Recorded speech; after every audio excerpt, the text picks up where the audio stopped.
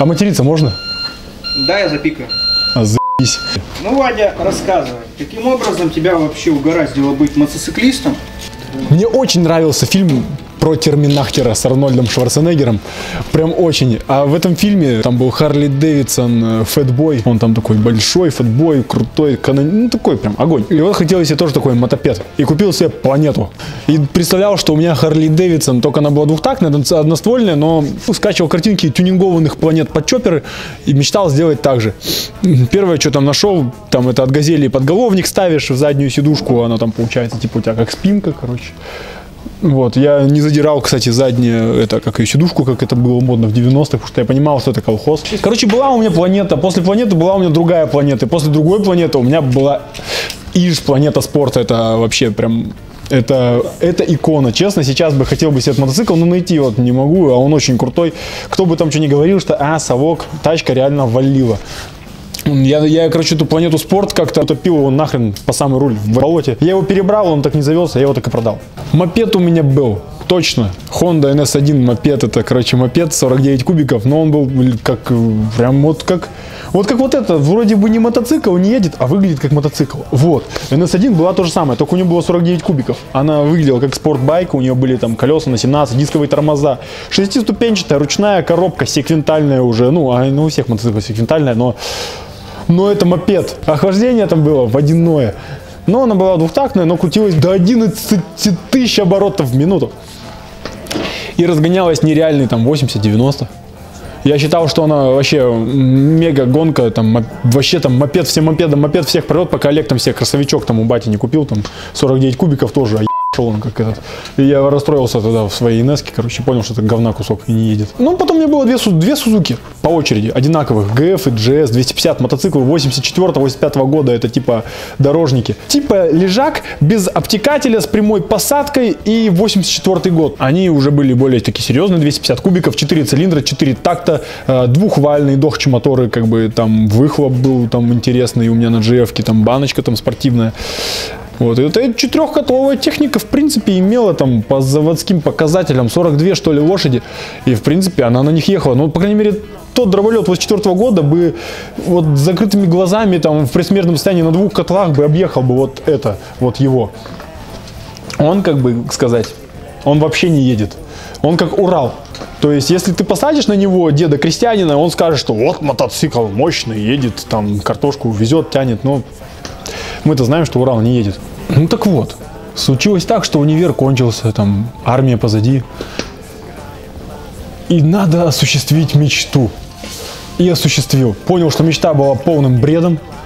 Захотелось бы ее осуществить, продать бы этот прекрасный, раритетный, но не раритетный мотоцикл бы, конечно, бы я хотел уже продать. Но это сделать невозможно, потому что кроме как я бы вряд ли бы кто-то его еще взял. Он не то чтобы плохой, выглядит он, ну, вполне себе даже сносно, у него такой прикольный просвет невысокий, он такой стонс.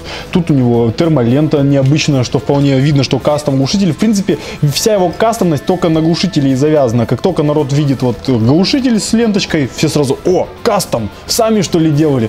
Вот если снять просто вот эту ленточку, вот оторвать с глушителя, все. Он сразу не кастом, это просто будет мотоцикл. Никто даже не поймет, что реально, по сути, модель-то сделана, можно сказать, с нуля, с мотора, с рамы. Ну, короче, пришел, увидел, захотел. Вот он у меня, в общем, оказался. Привез я его там как-то зимой. Думаю, за не сезон, точнее зиму, я его подготовлю к лету. И такой весь прям шикарно выйду. И я, получается, его закатил в цех под мешок, и все.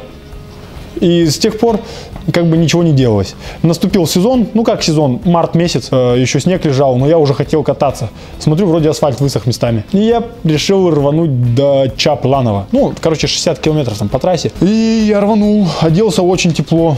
И это никак меня не спасло. Замерз. Вот эти вот цилиндрики грели мои руки, только отогреть никак не могли. Потому что реально было холодно 30 марта. На Сахалине-то как бы, ну, не весна весной. Думал съездить туда-обратно, доехал до туда. Во-первых, я еще не знал, что это за техника, каково на ней ездить. Вот мои первые впечатления от поездки. Короче, первое, что я понял, что я остаюсь в 40 лет инвалидом. У меня не будет работать спина. Это я уже точно, с этим я уже смирился. Ну, потому что пару раз таких получил просто вот так вот от кочек. Бабах! что думал, что все. Один раз там чуть не размотался, потому что тоже там была одна кочка, вот ее сейчас заделали, а тогда я ее не успел объехать, она из-под машины так резко появилась. Я ее поймал, тоже, она мне тоже по спине дала, короче, я там с мотоцикла вот так подлетел, на воздухе там за руль подержавшись, приземлился на мотоцикл, жопой его так поймал, поехал дальше, я охренел.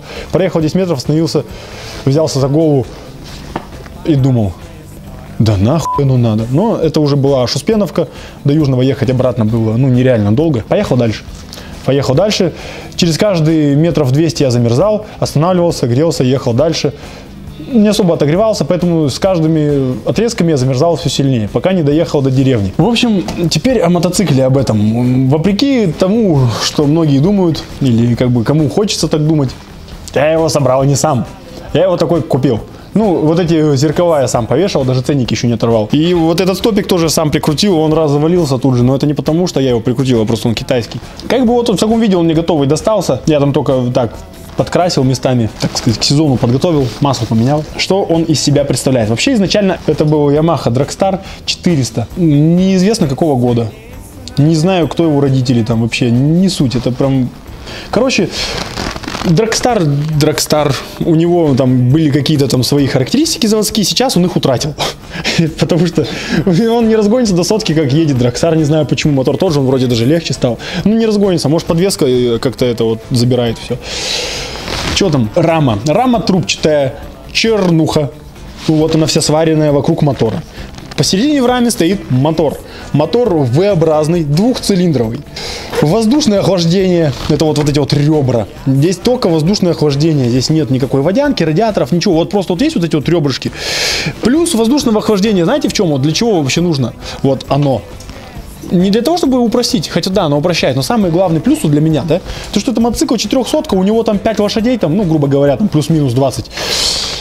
Но зато смотрите, какие котлы. Вот моя ладошка, она большая довольно-таки. И вот как бы вот такой вот котелок, здоровый, большой, как будто тут кубов 700. Но нет, их тут всего в одном 200. Просто вот большие вот эти вот ребрышки делают, как будто он такой большой. Я даже сначала сомневался, думал, может это какая-нибудь 400-ка, может это там, ну, не так. Когда проехал, конечно, точно уже убедился, что 400-ка. Нет, когда я проехал, убедился, что он 125-ка вообще. Выхлоп кастом. Это просто взята какая-то там труба, просто загнута, заварена вот так вот красивенько. Здесь красивенько спилена. Ну и она полностью прямоточная. Здесь нет ни хрена. Просто вот две такие трубки, они так в разнобой, когда там один цилиндр заливает или еще что-нибудь происходит, прям слышно, как он... Короче, звуков море. Под сброс газа стреляет, хлопочет, гремит, огонь вылетает из вот отсюда, прям ночью прям красиво хлопает. То есть он очень эффектно, он громко работает. Он прям как будто настоящий взрослый мотоцикл. Но, по сути, он такой немножко позер. То есть он как бы выглядит, а не очень-то соответствует. Вот здесь вот интересный момент могу отметить. Вот лапка тормоза. Она, во-первых, не смазана. То есть, когда ты ее нажимаешь, она работает как ручник. Вот, она остается в этом же положении, и ты мотоцикл с места не сдвинешь. Чик обратно отжал, все, можно ехать. Ну, конечно, в движении в городе это все проблематично делать. Ну, приловчился. Вот это вот, собственно, платформа под ногу. Дисковые тормоза отсутствуют. Бак здесь, короче, он не каплевидный, он треугольный. Треугольный бак, он самоваренный тоже. В общем, давайте начну с того, что здесь стоково. Стоково здесь вот барабанный тормоз, колесо, ну, кроме резины. Вот задний маятник, он сухо зафиксирован заглушкой, мотор и вот этот кусок рамы. Все остальное у нас абсолютно не сток. Почему все-таки есть такая подвеска, да, это вот такая вот, прям такая, что аж спина разваливается. Так вот, из подвески сзади есть только вот это, вот пружинка. Вот он вот так вот, собственно, только он сделан, чтобы сидушка вот так вот прыгала, потому что когда тебе мотоцикл вот корня просаживает, вот эта часть неподвижная, в принципе, тебе пизды дает. А вот эта хрень ничего не амортизирует. Вот она, собственно. Вот это сухая заглушка, это я сделал проводку на стоп, это, кстати, акустический кабель. Вот, перемотанный, это как ее, малярным скотчем, другого не было. Тут языки пламени, это протектор, ну вот он так... Он, наверное, воду плохо отводит, но зато красиво. Спереди, в принципе, аналогичной ситуации, тоже плохо отводящий воду протектор, но зато красиво. Вилка, которая тоже ничего не амортизирует. Спидометр, который тоже не работает. Отдельное спасибо и слова благодарности должен сказать фаре. Фара светит. Ну и то в последнее время что-то пытается отхлебнуть. Здесь также вот у нас ручка переключения передач, сделана из какой-то шестеренки, там какой-то коробки. Ну, все так вот по хардкору люто. на нем круто выехать в город. Прям реально так вот вечером. Вот такая прогулка в город, тихая, спокойненькая. Ты как будто гуляешь, только, ну, не пешком, а на мотоцикле. Но так вертишь головой по сторонам, а там улицы. Такая своеобразная техника. Но по трассе нам ездить не советую. Ни себе, ни кому-либо, кто у меня его угонит.